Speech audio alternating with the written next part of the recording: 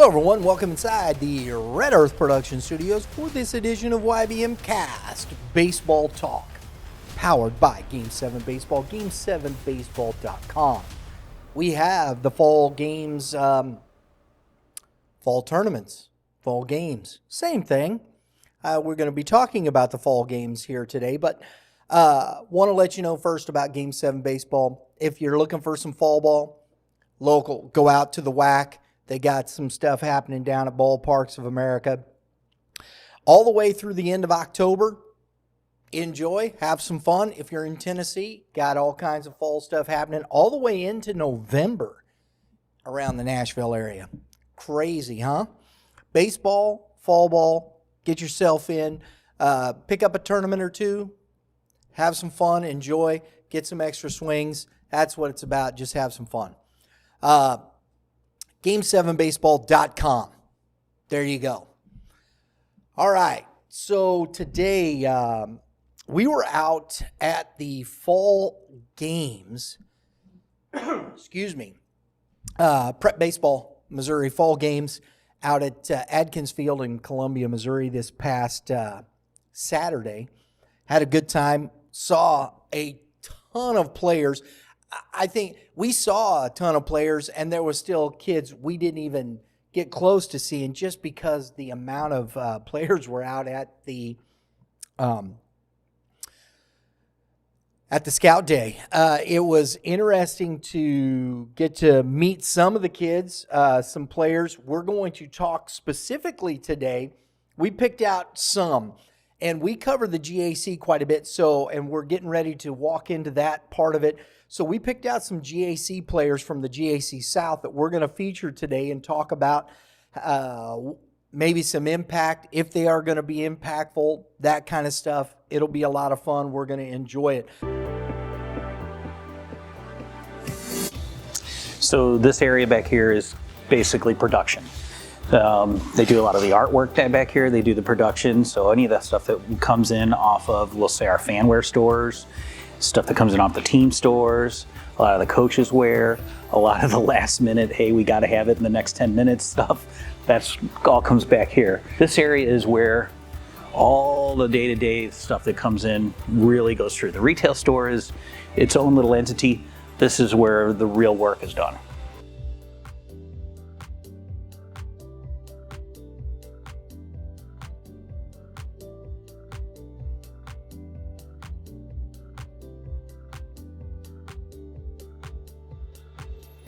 The one thing that I want to say real quick, though, I think it was interesting in some of the conversations we're having. I think some of these players got to get back to it. You know, you come out to the event. Did you know what your numbers were going into the event? What are you trying to accomplish? What's the why factor for attending the event? The metrics are there for purpose, for reason.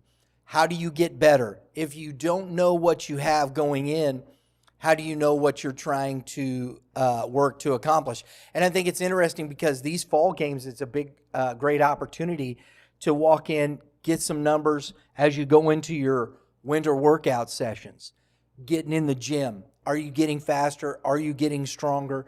Are those things, how do you measure that?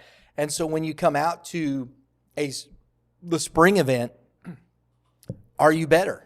Are you bigger? Are you stronger? Are you faster? I think these are the things that are necessary. Then you walk into your spring season, a better baseball player, giving yourself that information to hit marks. Where are you going? And I think it's very interesting that some players we talked to weren't quite aware of what they had. So, hey, look, don't just do this to be doing it. Do it for purpose. Do it for purpose and do it with reason. So I think it is necessary to understand what you're doing so in order to get better. With that being said, we're going to start off with a couple of guys. First, from Timberland High School, 2027 grad, Parker Sanson. Now, it might be Sansony. I don't know if the E is pronounced. Sansone. Sanson or Sansony. If we got it incorrect, please let us know, or let us know which one we got correct. There you go. That's even better, right? So, this young man's a 2027. Timberland's coming back with a lot of 2025s, and I think that's going to be interesting.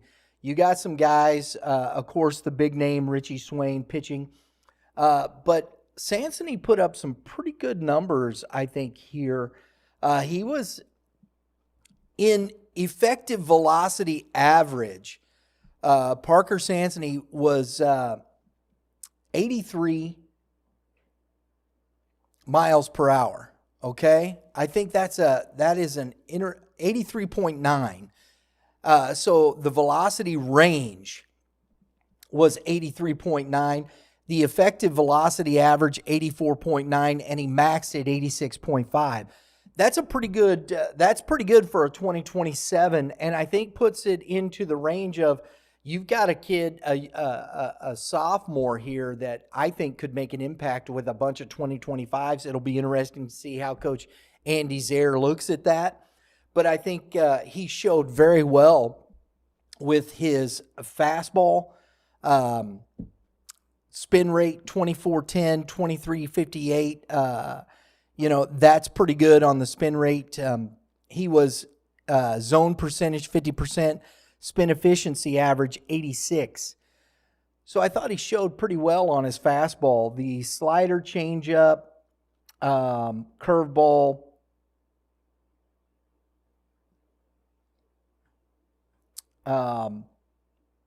we got to get back to some names here.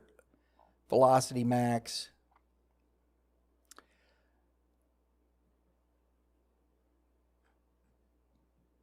Oh, boy, I messed that up. So it's my fault. Sorry, folks. I clicked the wrong button. Yeah, that's my fault. That happens. But, so we'll get it corrected here real quick. And there it is. On the slider, he was up there at the top with his slider at maxed at 79.5. Effective range 72. I think he showed very well with his pitches.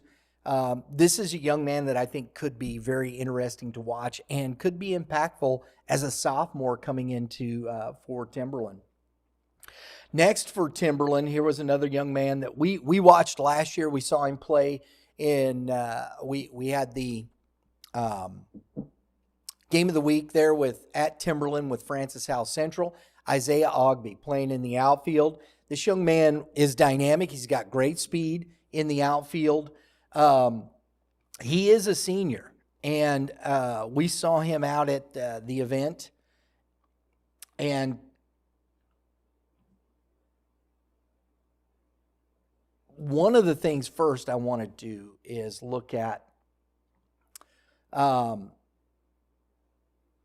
where's it at here? I'm sorry, folks. I'm trying to get to my numbers here.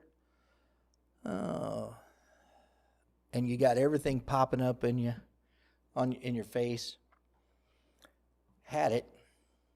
There we go. 60-yard dash.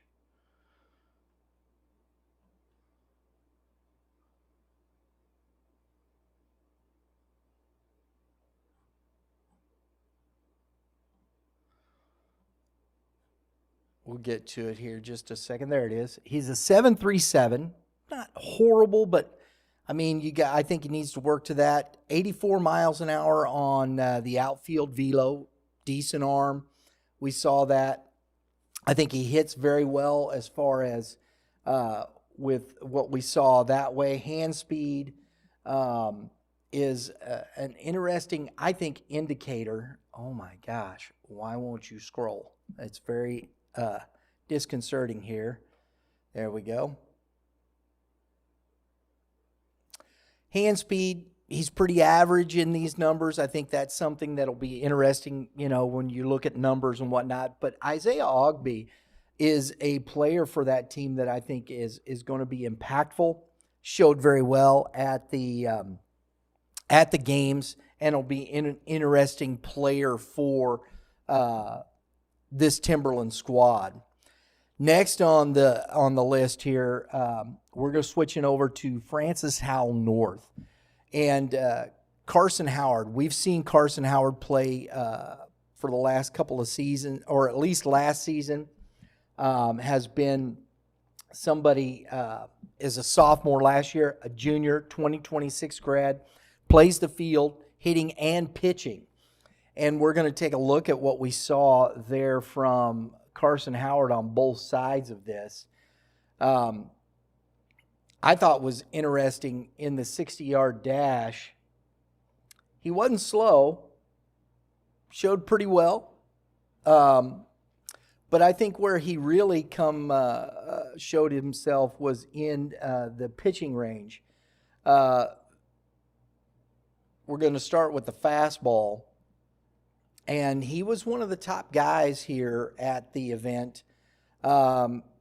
Velocity range was 84 or 81.4 to 83.2. His effective velocity was 80.7. He topped at 84.5.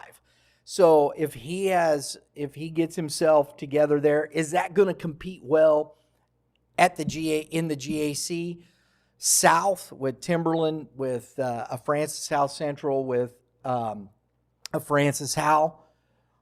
We're going to find out. I think it's very interesting. His spin rate efficiency was at 89%. His spin rate's 2,067, 1,899 on his fastball. So I think it'll be interesting to see how that works out for him in those respects.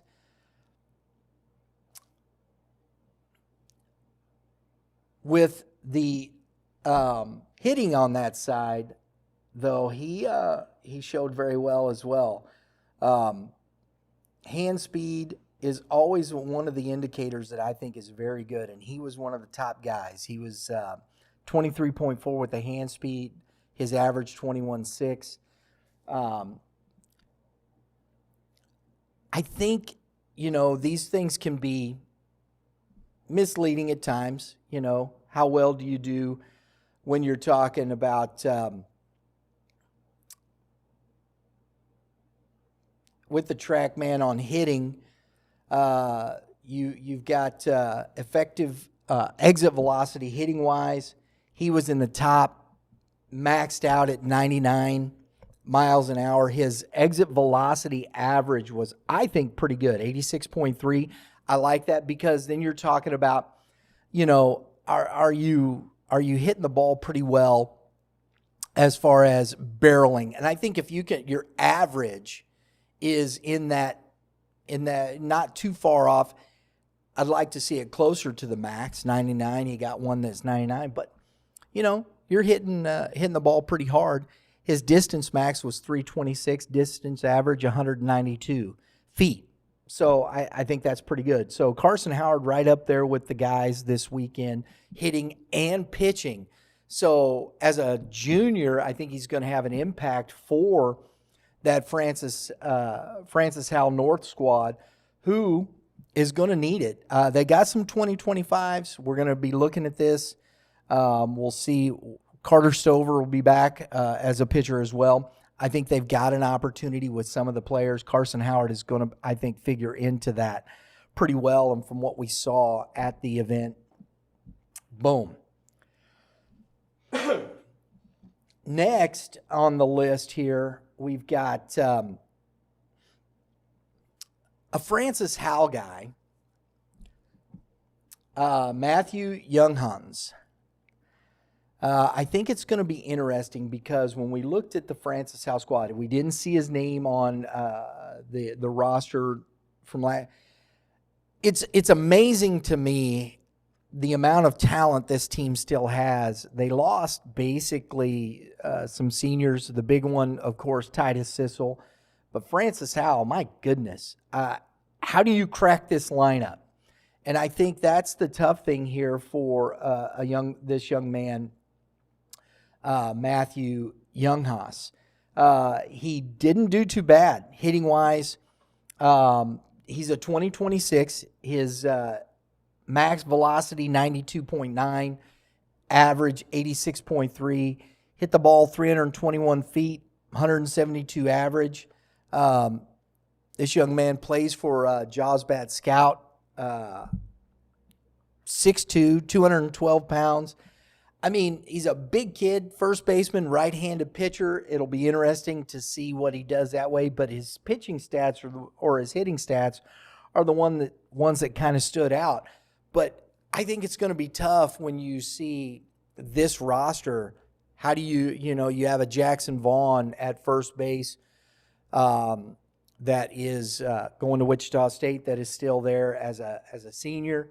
It'll be interesting to see if this young man can get some at-bats on a very loaded Francis Howell squad.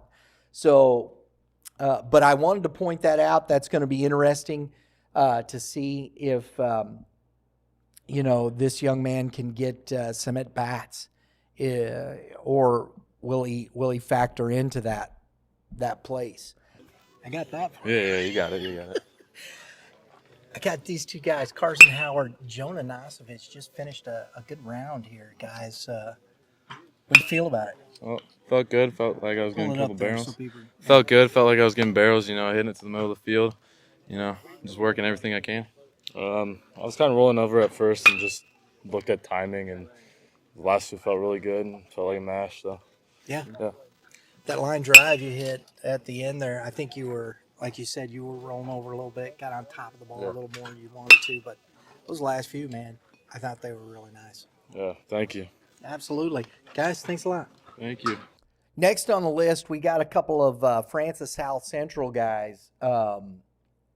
Starting off with Cooper DeManuel, I thought showed pretty well. First and foremost, though, I want to go to this. I thought 60-yard dash, he showed some speed. Cooper DeManuel ran a 6.7. You get under 7, he's showing some speed. His outfield velo, 78. Power, I think that's that power speed score at 14. That's an interesting one. He's coming off an injury. So that'll be something. And I thought he showed very well hitting wise. As we said, he was, let me scroll down. There it is. 93.7 on the exit velocity max, 85.7 on the exit velocity average. His distance average was 166 feet, 280 was the max. You had his fly ball percentage was 12.5, line drive 37. So it'll be interesting to see. He's got some pop in the bat, left-handed swing. It's pretty clean. I mean, you can look at that stuff. Like I said, Francis Howell Central, very young team. He's just a junior. So he's showing speed. I think he was playing at first base. Let me see what it's got. Oh, come on. Well, freezing up on me here. Great. Fantastic. There it is. Showing outfield, first base. So it'll be 6'1", 198 pounds. It'll be interesting to see what he does this season coming off that injury. He didn't play pretty much last spring for Francis Howell Central. Had the summer. That will be interesting. Also from Francis Howell Central, we see Drew Weiss. Drew Weiss had a pretty good start there, or a pretty good weekend. Drew Weiss was at the top there in hitting metrics. 96.6 exit velocity max. He had an 85.4 average. His average distance, 139, with a max distance, 318 feet. Hard hit percentage, 57. I love the exit velocity average because I think that shows, are you barreling the ball more? What's your velocity? It's great to see that max. That's fantastic. But how consistently are you driving the baseball, line drives, to fly balls to ground balls. I think that's the percentage that is interesting to me when you see exit velocity in those respects. Also, defensively, position stats, Drew Weiss, I think, let me scroll down here. I think he ran a pretty good 7.2 was on his 60. He had a 76 mile an hour infield velo. And Drew, let's see, let me pull this up here. Go back over here. 5'8", 177 pounds, second, third base. So it'll be interesting to see, Francis Howell Central coming off a year where I didn't think they were going to do much, but these young guys played very well. They have some seniors coming back, and of course, Ethan Collison, who is a guy that really makes that team go. Noah Gunner. And that's where Cooper DeManuel, I think you got Drew Weiss in that as far as the sophomores, Cannon English, Caleb Hull, Braden Jones. You got the Radke twins that is down there. So it'll be interesting to see how these guys all fit together, where those things go as far as the play. So Francis Howell Central, Francis Howell North, of course, Francis Howell Timberland. You got some guys that showed very well out at this fall games. And the last one we want to do here, we want to feature is wait a minute. Before we do that, we had some interviews, and we got a chance to talk with Cooper DeManuel, Drew Weiss while we were out there. If you didn't catch that on the video from Saturday, we'll give you a little shot of that real quick. Okay, guys. Start down there. Names. Drew Weiss, Tyler Cook, Cooper DeManuel, Travis Hill. So I know everybody else except for you. What's your name again? Tyler Cook. Tyler, where do you play ball? Liberty. Liberty. High school, yeah. Winsville? Yeah. Are you guys going to be good? We'll be all right. You be all right? Yeah. I like Coach Reeder. Yeah, I do like Coach. But I got to ask you, you guys are moving into the South this year. Mm-hmm. How's that sound? Something different. Definitely something different. It's definitely something different. Yeah, you get to play Howell Central. Yeah. You get to play Howell. Mm-hmm. You get to play Fort Zumwalt West. Yeah. Not that you didn't play those guys before, right? Yeah. Did you play them before? No, we didn't play them last year. We played Howell North. We played Howell. Yeah. We didn't play West. All right. So it's a little different. So Cooper, are you guys going to win this conference this year? We have a shot. Good shot. Do you think so? 100%. I mean, you split with Hal last year. Yeah. Yeah. 100%. Yeah. Okay. All right. We're getting up some G.A.C. stuff here, man. We're having some fun with this. All right. Let's talk about we're here, whatnot. You're getting ready to hit, right? Yeah. What number are you looking to put up?